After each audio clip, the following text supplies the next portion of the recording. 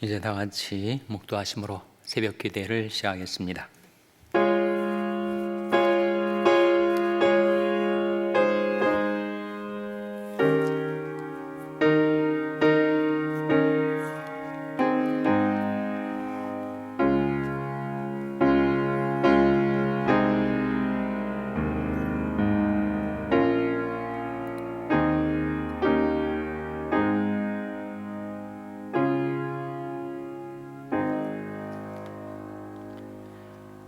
여호와여, 내가 주께 부르짖으오니 나의 반석이여 내게 귀를 막지 마소서.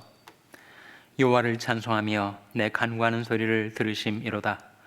여호와는 나의 힘과 나의 방패시니 내 마음이 저를 의지하여 도움을 얻었도다. 그러므로 내 마음이 크게 기뻐하며 내 노래로 저를 찬송하리로다. 여호와는 저의 힘이시여 그 기름 부음 받은 자의 구원의 산성이시로다. 주의 백성을 구원하시며 주의 산업에 복을 주시고 또 저희 목자가 되사 영원토록 드십소서. 아멘. 하나님 아버지 감사합니다. 오늘도 저희의 새날과 새 아침과 또 새 달을 열어주셔서 하나님께 나와 경배드리며 기도할 수 있게 해주신 것을 감사드립니다. 저희들이 간구하는 소리를 항상 들어주신 하나님을 찬양합니다. 하나님께서 저희들의 힘과 방패가 되어주심을 감사드립니다. 주의 백성을 구원하시며 주의 산업에 복을 주시고 또 저희들이 목자가 되셔서 영원토록 저희들을 인도하여 주시기를 바라옵고 예수님의 이름으로 기도하옵나이다.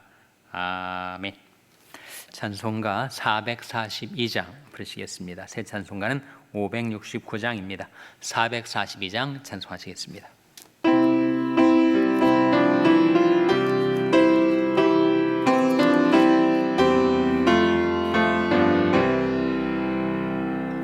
선한 목자 되신 우리 주 항상 인도하시고 방초 동산 좋은 곳에서 우리 먹여줍소서. 선한 목자 구세주여 항상 인도합소서. 선한 목자 구세주여 항상 인도하소서. 양의 문이 되신 예수여 우리 영접하시고 길을 잃은 양의 무리를 항상 인도합소서. 선한 목자 구세주여 기도 들어줍소서. 선한 목자 구세주여 기도 들어줍소서. 흠이 많고 약한 우리도 용납하여 주시고 주의 넓고 크신 은혜로 자유 얻게 하셨네. 선한 목자 구세주여 지금 나아갑니다. 선한 목자 구세주여 지금 나아갑니다. 일찍 주의 뜻을 따라서 살아가게 하시고 주의 크신 사랑 베푸사 주를 좇게 합소서. 선한 목자 구세주여 항상 인도합소서. 선한 목자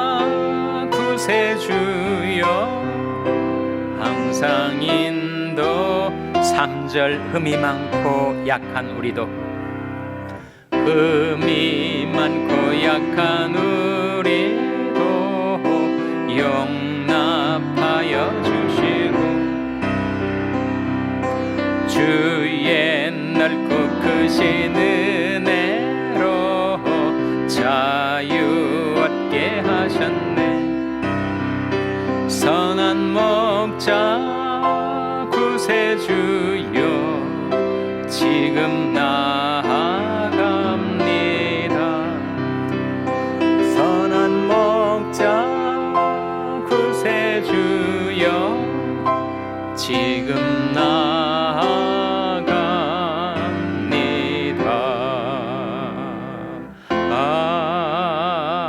아멘. 하나님의 말씀은 시편 37편 1절에서 3절의 말씀입니다. 구약성경 827면 시편 37편 1절에서 3절의 말씀을 찾아서 교독하시겠습니다. 시편 37편 1절에서 3절의 말씀입니다. 행악자를 인하여 불평하여 하지 말며 불의를 행하는 자를 투기하지 말지어다. 저는 불과 같이 속히 뱀을 볼 것이며 푸른 채소같이 쇠잔할 것이미로다. 다 같이 읽으시겠습니다. 여호와를 의뢰하여 선을 행하라. 땅에 과하여 그의 성실로 식물을 삼을지어다. 아멘. 할렐루야. 각 가정에서 온라인으로 새벽 기도에 나오신 여러분, 가정과 교회를 축복하며 샬롬 선포하시기 바랍니다. 샬롬, 샬롬. 오늘도 화요 새벽 기도에 잘 나오셨습니다. 오늘이 며칠인지 아시죠? 오늘이 바로 6월 1일입니다. 2021년도도 벌써 5개월이 지나고 오늘 6월 초하루를 맞이하게 되었습니다. 오늘부터 시편 37편 말씀을 며칠에 걸쳐서 상고하게 될 터인데, 구약 그중에서 시편 중에서도 가장 중요한 시편 중에 하나죠. 왜 시편 37편이 이렇게 중요한가? 예수님께서 산상순 가운데 이 시편 37편의 말씀을 여러 구절을 통하여 인용하시고 교훈해 주셨죠. 그래서 우리 주 예수 그리스도의 인격과 생애를 이해하는 데 있어서 시편 37편은 마치 하나의 윈도우, 하나의 창처럼 예수님은 이런 분이시고 또 예수님의 생애를 하나님께서 왜 그렇게 섭리해 가셨는가를 깨닫게 해주는 말씀이 시편 37편이에요. 아주 중요한 말씀이기 때문에 우리가 조금씩 상고해 나가도록 하겠습니다. 먼저 1절 말씀 화면에 같이 읽겠습니다. 시작. 행악자를 인하여 불평하여 하지 말며 불의를 행하는 자를 투기하지 말지어다. 여기 인간이 갖게 되는 어려운 실생활의 문제를 불평과 투기로 말씀해 주고 있죠. 우리는 불평하며 살 때가 종종 있습니다. 또 투기하며 살 때가 이따금씩 있어요. 불평이 얼마나 우리 삶을 부정적으로 만드는지, 우리의 인생을 약화시키는지 몰라요. 똑같은 여건이지만 불평하는 사람하고 감사하며 사는 사람은 정말 지옥과 천국을 사는 사람과 같은 거죠. 그리고 투기, 여러분 투기에 관해서 성경에 이런 말씀 나오지 않습니까? 분은 잔인하고 노는 창수각거니와 투기 앞에서야 누가 서리요. 분도 무섭습니다. 노도 창수와 같아요. 그런데 투기 앞에서는 설 수가 없다. 여러분, 질투와 시기의 감정에 사람이 사로잡히게 되면 그 사람의 인생이 엄청난 타격을 받을 뿐만 아니라 많은 고통을 겪게 되죠. 그런데 이 불평과 투기의 대상이 누구예요? 행악자와 불의를 행하는 자로 나오고 있습니다. 그러니까 하나님을 모르는 사람들, 예수를 믿지 않는 사람들, 그저 자신과 세상만을 의지해서 살아가는 사람들이 세상에서 형통한단 말이에요. 출세하고 성공하고 유명해지고. 그런데 하나님을 섬기는 하나님의 백성들은 세상에서 고통을 겪고 좌절을 겪고 또 고난을 당하고, 그러면서 나도 모르게 불평이 나오는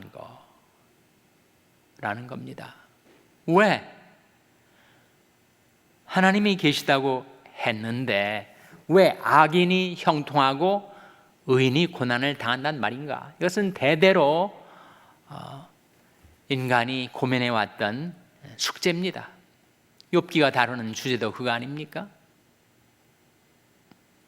시편에서도 여러 시편에서 바로 이 문제, 어찌하여 행악자, 불의한 자, 하나님을 모르는 자는 세상에서 잘 살고 떵떵거리며 살고, 그리고 재물을 대대로 후손들에게 물려주고, 한국 사회로 말하자면 하나님을 믿지 않는 재벌들이 그야말로 떵떵거리며 살고 재산들을 재벌 2세, 3세한테 물려주는 것 같은데, 왜 하나님의 백성들은 세상에서 그렇게 고난을 겪고 어려운 일을 당하는가?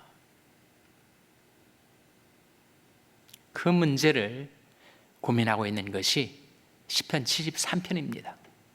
시편 73편에서 시편 기자는 도무지 이것은 납득이 안 됩니다. 하나님이 계신데 어찌하여 이런 일이 벌어지는 것입니까? 아무리 내가 그 뜻을 깨달으려 해도, 고민을 해도, 궁구를 해도 알 도리가 없습니다.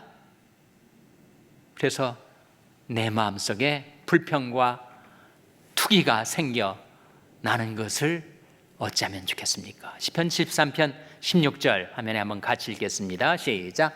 내가 어찌면 이를 알까요 생각한즉 내가 심히 곤란하더니. 그러니까 그 문제를, 악인의 형통과 의인의 고난의 문제를 해결하기 위하여, 또 하나님의 소위 theodicy라고 하는 하나님의 공의로우심, 신정론이라고 하죠. 신학에서는 신정론. 하나님이 옳은가? 하나님이 이렇게 섭리하는 것이 정당한 일인가? 라는 이 theodicy 문제를 다루면서 자기가 아무리 개인적으로 고민을 하고 알려고 해도 자기 마음만 더 곤고해지고 어렵던 차에 이걸 깨닫는 아하의 모멘트가, 휴레카의 모멘트가 있게 되었다는 거예요. 언제 그가 깨닫게 되었다고요? 17절 말씀 화면에 같이 읽겠습니다. 시작. 하나님이 성소에 들어갈 때에야 저희 결국을 내가 깨달았나이다. 하나님이 성소에 들어갈 때, 하나님이 임재 앞에 서게 될 때, 하나님의 말씀에 비추어서 그 사태를 이해하게 되었을 때 깨달음이 왔다는 거예요. 깨달음이 내용이 뭐예요? 근데 깨달음이 내용이 뭡니까? 결국이라는 말이 시사를 해주고 있듯이 그 다음 구절 18절 말씀해 보시면 같이 읽겠습니다. 시작. 주께서 참으로 저희를 미끄러운 곳에 두시며 파멸에 던지시니, 다음 구절, 저희가 어찌 그리 졸지에 황폐되었는가 놀람으로 전멸하였나이다. 악인의 형통, 하나님을 모르는 세상 사람들이 더 성공하고 더 인기가 높아지고 더 잘 살고 어찌 이럴 수가 있습니까? 라고 하는 그 질문에 대한 하나님의 답변이 뭐예요? 그 악인의 형통은 일시적인 것이다. 그들의 결국은 창졸간에 도래한다. 지금은 떵떵거리며 살지만 얼마나 갑작스럽게 창졸간에 그들의 패망이 닥쳐올지 모른다. 그것이 성경의 답변입니다. 근데 오늘 시편 37편 2절에 보면 2절에서 똑같은 깨달음을 이렇게 기록하고 있어요. 2절 말씀 화면에 한번 같이 읽겠습니다. 시작. 저희는 불과 같이 속히 뱀을 볼 것이며 푸른 채소같이 쇠잔할 것이미로다. 악인이 잘 되는 것 같이, 세상에서 번성하는 것 같이 보이지만 풀과 같이 속히 뱀을 볼 것이다.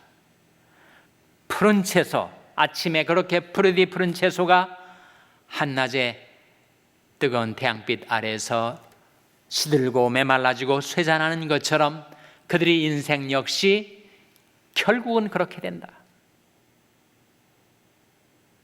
그러니 하나님의 공의로운 통치를 믿어라. 현재 일시적인 현상만을 보고 그렇게 불평하거나 투기하지 말고 그들의 삶은 하나님의 공의로운 심판에 맡기고 너는 너희 갈 길을 가야 하지 않겠니? 라고 하는 주님의 음성이 들려오는 말씀이죠, 여러분. 그것이 내게 무슨 상관이냐? 너는 나를 따르라. 성경에서 중요한 말씀이 나의 달려갈 길, 나의 갈 길, 나의 갈 길 다가도록 예수 인도하시니 나의 달려갈 길과 주 예수께 받은 사명, 곧 하나님의 은혜의 복음 증거하는 일을 마치려 하면은 나의 생명을 조금 더 귀한 것으로 여기지 않는다. 중요한 것은 나의 갈 길, 나의 달려갈 길, 내 사명의 길, 그 길만 가면 되는 거지 왜 남과 비교하여 불평하느냐, 투기하느냐. 그렇게 말씀하시면서 3절에 같이 읽겠습니다. 3절 말씀 시작. 여호와를 의뢰하여 선을 행하라. 땅에 과하여 그의 성실로 식물을 삼을지어다. 이 짧은 한 소절이죠. 여호와를 의뢰하여 선을 행하라. 신학적인 깊은 의미가 이 짧은 구절에 들어있습니다. 여호와를 의뢰하여 선을 행하라. 여러분, 믿음과 선행의 관계, 율법과 복음의 관계에 중요한 문제가 바로 이 말씀 속에 해답을 담고 있는데, 여러분, 우리가 구원을 받는 것은 인간이 어떠한 선행으로도 불과한 것입니다. 그 의의 표준이 하늘처럼 높아서 인간의 율법 준수나 의로운 행위, 선행을 통해서 구원에 도달할 수가 없죠. 그렇다고 인간의 선행은 아무런 가치가 없는 것이 그렇지는 않아요. 선행은 중요한 것입니다. 하나님 앞에서. 그런데 그 선행은 믿음의 결실로 이루어지는 것이다. 구원을 얻기 위해서 선을 행하는 것이 아니고 하나님의 은혜로 구원받은 결과로 선을 행하게 되는 것이다. 요약하건대 여호와를 의뢰하여 선을 행하라. 믿음으로 선을 행하는 것이다. 그러니 내게 공로가 없죠. 내게 자랑이 없습니다. 이건 역시 하나님의 은혜의 결실이요 산물이니 내가 하나님이 이루어 놓으신 선을 내가 왜 가로채서 크레딧을 내가 갖고 자랑할 수가 있겠는가? 여호와를 의뢰하여 선을 행하라. 이 중요한 원리가 에베소 2장 8절 9절 10절에 나옵니다. 8절 9절 말씀 먼저 읽겠습니다. 시작. 너희가 그 은혜를 인하여 믿음으로 말미암아 구원을 얻었나니 이것이 너희에게서 난 것이 아니요 하나님의 선물이라. 행위에서 난 것이 아니니 너는 누구든지 자랑치 못하게 함이니라. 이 말씀 속에 구원은 은혜를 믿음으로 받아들일 때 은혜 플러스 믿음 이퀄스 구원이라고 했죠. 그런데 바로 10절 말씀에 바로 이 원리가 이렇게 밝혀집니다. 10절 말씀 같이 읽겠습니다. 시작. 우리는 그의 만드신 바라 그리스도 예수 안에서 선한 일을 위하여 지으심을 받은 자니 이는 하나님이 전에 예비하사 우리로 그 가운데서 행하게 하려 하심이니라. 여기에 선이 나오죠. 선한 일, 선행이 나옵니다. 우리는 선한 일을 위해서 지으심을 받은 자라고 했어요. 그러니까 얼마나 중요한 것입니까? 선행이. 그 선행이 인간의 노력과 의지, 자기 공로로 선행을 하게 되는 것이 아니고 하나님의 은혜로 구원을 받게 되었을 때 그 구원의 결실로 우리가 선을 행하게 되는 것이다. 여호와를 의뢰하여 선을 행하게 되는 것이다. 하나님께서 전에 예비해 놓으신 그 많은 선행의 열매들을 맺도록 하나님께서는 은혜로 먼저 우리를 구원해 주시고 믿음으로 선을 행하게 해 주셨다. 그런 말씀 아닙니까? 바울이 갈라디아서나 로마서에서 이신칭의 교리를 증거하면서 복음과 율법의 관계, 믿음과 선행의 관계에 대해서 정말 정교하게 그 논리를 전개해 나가는데, 그 심오한 복음의 진리가 이 시편의 아주 짧은 한 구절 속에 이렇게 지배하게 되었어요. 여호와를 의뢰하여 선을 행하라. 믿음으로 선을 행하며 살아가는 것입니다. 그 다음 구절 하반절 보시면 땅에 거하여 그의 성실로 식물을 삼을지어다. 우리가 이 세상에서 살아가는 동안에 우리는 주님의 성실을 식물로 삼고 살아가죠. 우리는 주님의 성실을 먹고 사는 자들입니다. 인간의 성실은 우리를 실망시킬 때가 많죠. 사람 믿었다가 낭패 보는 사람들이 얼마나 많아요. 사람들은 말을 했다가도 시건을 잘하죠. 자기가 한 말 후회하고 엉뚱하게 반대로 행할 경우가 많습니다. 그러니까 사람은 그 성실을 내가 의지할 수가 없어요. 그러나 주의 성실, 주님은 시건찮으십니다. 후회하지 않으세요. 하신 말씀을 반드시 실행하시는 성실하신 주님. 민수기 23장 19절 화면에 같이 읽겠습니다. 시작. 하나님은 인생이 아니시니 시건치 않으시고 인자가 아니시니 후회가 없으시도다. 어찌 그 말씀하신 바를 행치 않으시며 하신 말씀을 실행치 않으시랴. 그러니 우리가 하나님을 의지할 수 있는 거죠. 다른 것들은 신뢰하지 못해도 나는 주님의 성실만은 내가 믿고 의지할 수가 있다. 땅에 거하여 그의 성실로 식물을 삼을지어다. 시편 37편은 하나님의 백성들이 이 땅에서 살아가는 길에 대해서 보여주는 말씀인데, 너희가 이 세상에서 이 땅 위에서 살 동안에 불평하지 말라, 남과 비교하지 말라, 투기하지 말라, 시기와 질투심에 사로잡히지 말라. 그들에게도 하나님이 공의로운 통치가 임하여 그들이 악하면서도 불신앙 가운데서도 잘 사는 것 같지만 그들이 결국이 창졸간에 닥쳐온다. 그러니 너는 땅에 관 동안에 하나님의 성실을 먹고 살고, 그리고 여호와를 의뢰하여 믿음으로 선을 행하며 살라. 그렇게 말씀해 주시고 있습니다. 기도하시겠습니다. 오늘 말씀 기억하며 하나님, 저희들이 불평하며 투기하며 살았던 것 자복하고 회개합니다. 이 땅에 사는 동안에 늘 감사하며 믿음으로 선을 행하며 주의 성실을 식물로 삼고 살게 해 주시옵소서. 자녀들 위해서 기도하시기 바랍니다. 병상에 낙한 지체들의 회복을 위해서 기도해 주시기 바랍니다. 우리 샬롬 교회가 그렇게 하나님을 의뢰하여 선을 행하는 교회, 하나님의 성실을 식물로 삼는 교회가 되게 해달라고 기도해 주시기 바랍니다. 여러분의 생업을 위해서 기도하시고, 뉴 호프 미션 조성도 목사님을 위해서 기도해 주시기 바랍니다. 하나님, 저희들 긍휼히 여기사 성령으로 충만케 하여 주시옵소서. 이런 제목들로 우리 합심해서 1분간 기도하겠습니다.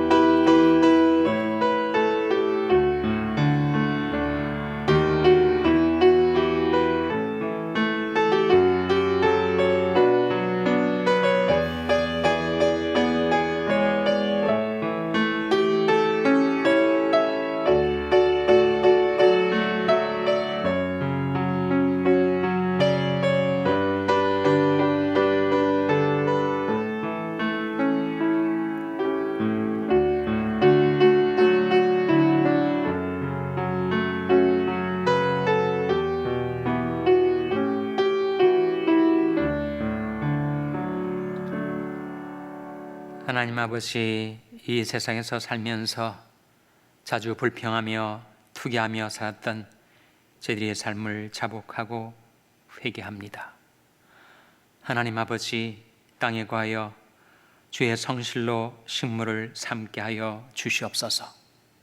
시건치 아니하시는 하나님, 후회가 없으신 하나님, 실수가 없으신 그 하나님의 성실하심을 저희들이 식물로 삼고 땅에 거하여 저희들이 여호와를 의뢰함으로 선을 행하며 살아서 저희들을 통하여, 저희 교회를 통하여 주의 보험과 사랑이 만방에 전파되게 하시고 흘러가게 하여 주시옵소서. 모든 것 감사드리며 예수님의 이름으로 기도하옵나이다. 아멘. 하늘에 계신 우리 아버지여, 이름이 거룩히 여김을 받으시오며 나라의 마옵시며 뜻이 하늘에서 이룬 것 같이 땅에서도 이루어지이다.